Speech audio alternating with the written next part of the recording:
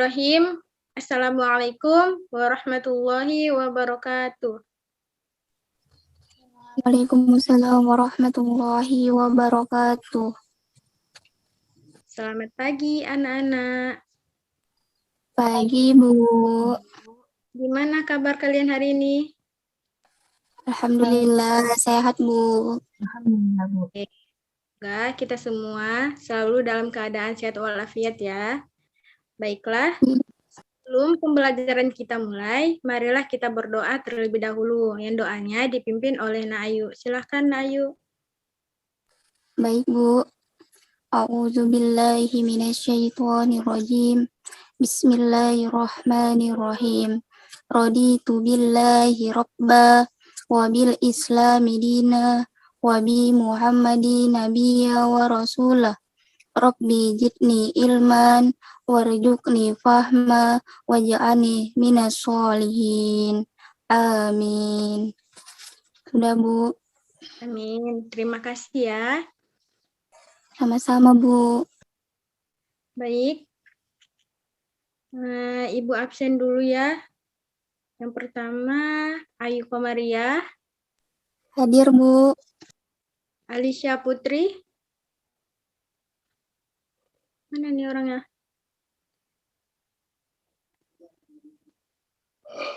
Lili Nuryantika, Hadir, Bu. Novita Julianti, Saya, Bu. Sri Rahayu,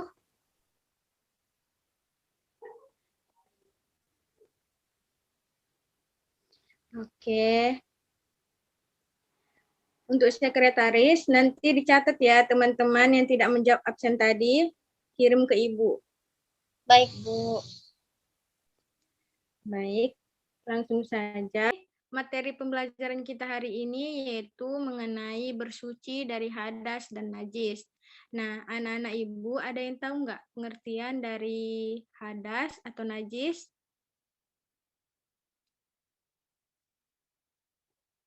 Ayo, ada yang tahu? Novi?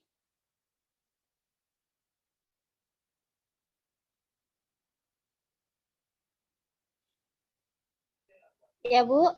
Saya, Bu. Ya.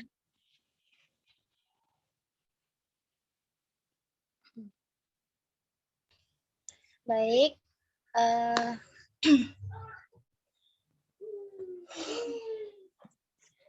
Perbedaan antara najis dan hadas itu adalah najis itu adalah sesuatu yang kotor dan menjijikkan. Sedangkan hadas itu adalah sesuatu yang hanya dapat dihilangkan dengan mandi atau bersuci. Nah, sedangkan hadas itu sendiri digolongkan menjadi hadas besar dan juga hadas kecil. Mungkin itu saja, Bu. Terima kasih. Baik, jawabannya sudah benar ya. Jadi, najis menurut bahasa adalah sesuatu yang kotor dan menjijikkan. Sedangkan menurut istilah adalah sesuatu yang kotor dan bisa menjadi ketidaksahan ketika melaksanakan sholat. Macam-macam najis itu terbagi menjadi 3, yaitu najis mukhafafah, yaitu najis ringan seperti air kencing bayi yang belum berumur 2 tahun dan belum pernah makan apapun kecuali air susu ibu atau ASI. Yang kedua, najis mukhalladzah, yaitu najis karena jilatan anjing atau babi serta keturunannya. Dan yang ketiga, najis mutawasitoh, yaitu najis sedang, seperti kotoran manusia atau hewan. Nah, najis ini terbagi menjadi 2 bagian juga, yaitu najis hukmiyah, adalah najis yang diyakini adanya, tapi tidak nyata wujudnya. Bau dan rasanya seperti air kencing yang sudah kering yang terdapat pada pakaian, dan yang lainnya. Nah, cara menghilangkan najis seperti najis mukhafafah yaitu dengan cara mensucikannya cukup memercikan air pada tempat yang terkena najis.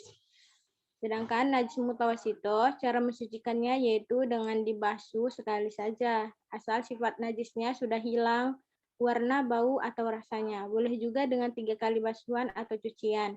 Dan yang terakhir, najis mukhalladzah, yaitu cara mensucikannya wajib dibasuh 7 kali. Salah satunya harus menggunakan debu atau air yang bercampur dengan tanah. Selanjutnya, masuk ke dalam pengertian hadas.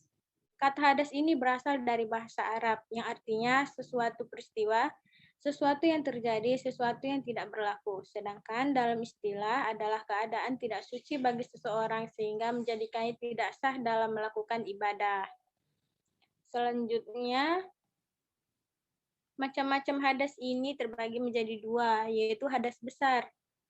Hadas besar adalah sesuatu yang keluar atau terjadi sehingga mewajibkan mandi besar atau junub. Sedangkan hadas kecil adalah adanya sesuatu yang terjadi dan mengharuskan seseorang berwudu apabila hendak melaksanakan sholat. Next. Menyebabkan hadas ini seperti hadas besar, yaitu yang pertama bersetubuh, yang kedua keluar mani, baik dari mimpi maupun hal lain, nifas, keluar darah haid, dan meninggal dunia. Sedangkan hadas kecil, keluarnya sesuatu dari dubur dan kubur, tidur nyenyak dalam kondisi tidak duduk, menyentuh kubur atau dubur dengan telapak tangan tanpa pembatas, dan yang terakhir, hilang akal karena sakit atau mabuk. Next. Nah, mungkin itu saja pembahasan kita pada hari ini. Nah, anak-anak ibu ada yang ingin ditanyakan?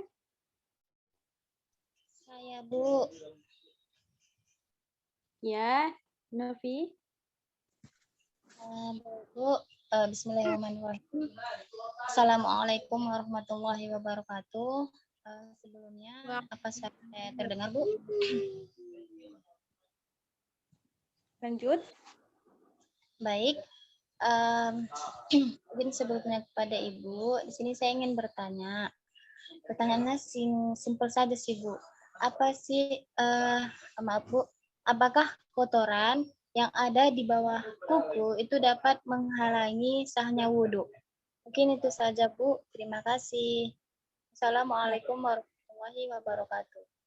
Baik, pertanyaan yang bagus. Gini, seharusnya menjaga atau memotong kuku ini hendaknya sebelum sampai 40 hari. Karena Rasulullah Shallallahu Alaihi Wasallam memberi batas waktu kepada orang-orang dalam memotong kuku, mencukur rambut, mencabut rambut ketiak, atau memotong kumis. Begitulah ketetapan dari Nabi Shallallahu Alaihi Wasallam dalam hadis Sahih Muslim nomor 285.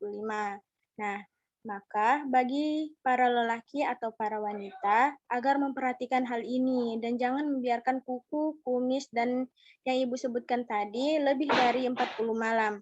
Dan wudhunya tetap sah, sementara kotoran di bawah kuku tidak membatalkan wudhu karena hal itu sedikit dan dimaafkan. Begitu ya, Novi? Paham? Paham, Bu. Terima kasih, Bu. Sama-sama. Ada lagi yang ingin bertanya? Ya, Lili, silakan. Assalamualaikum warahmatullahi wabarakatuh. Saya ingin bertanya, Bu, bagaimana cara membersihkan sajadah yang terkena najis agar dia bisa suci kembali? Mungkin itu saja, Bu, pertanyaan dari saya. Terima kasih. Wassalamualaikum warahmatullahi wabarakatuh. Waalaikumsalam. Baik, pertanyaannya cukup bagus juga. Nah, begini, kalau najis mengenai sajadah, maka cara membersihkannya yaitu dengan menyiramkan air di tempat najis sampai airnya lebih dominan di tempat yang terkena najis. Kemudian, gosok air yang ada najisnya dengan sabut atau spons sampai najisnya hilang dan tidak berbekas lagi. Kalau belum hilang, diulangi 2 kali atau 3 kali sampai kita benar-benar yakin kalau najisnya sudah hilang. Begitu ya. Sudah paham? Bu, paham. Terima kasih, Bu. Sama-sama. Ada lagi yang ingin bertanya? Cukup? Cukup, Bu. Ya. Baiklah, kita lanjutkan. Jadi, dari pembelajaran kita hari ini, anak-anak Ibu ada yang bisa menyimpulkan? Ada, Bu. Ya, Ayu silahkan. Baik, Bu. Sebelumnya terima kasih. Di sini saya akan menyimpulkan materi tentang bersuci dari hadas dan najis. Jadi, najis adalah sesuatu yang kotor dan harus dibersihkan dulu ketika mau melaksanakan ibadah sholat. Sedangkan hadas adalah keadaan tidak suci bagi seseorang sehingga menjadikannya tidak sah dalam melakukan ibadah sholat. Mungkin itu saja, Bu, kesimpulan dari saya. Baik. Sudah benar ya kesimpulannya. Jadi, perbedaan antara keduanya yaitu najis itu memiliki wujud sesuatu bendanya, sedangkan hadas status hukum seseorang karena melakukan suatu perbuatan atau mengalami suatu kejadian. Nah, mungkin sampai sini pembelajaran kita hari ini. Untuk pembelajaran selanjutnya, kita bagi kelompok. Nah, yang kelompoknya itu sudah Ibu bagi dan Ibu kirim di WA Group. Nanti Ibu beri materi dan dikerjakan per kelompok ya. Iya, Bu. Ibu mau menyampaikan kata-kata semangat sebelum menutup pembelajaran. Boleh? Boleh, Bu. Boleh, Bu. Kata-katanya seperti ini. Pendidikan adalah tiket ke masa depan. Hari esok dimiliki oleh orang-orang yang mempersiapkan dirinya sejak dini. Nah, orang yang berhenti belajar akan menjadi pemilik masa lalu.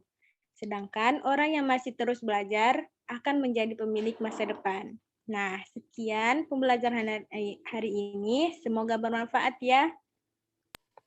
Amin. Ibu sudahi. Wassalamualaikum warahmatullahi wabarakatuh. Waalaikumsalam warahmatullahi wabarakatuh. Terima kasih, Bu. Makasih, Bu. Terima kasih, Bu.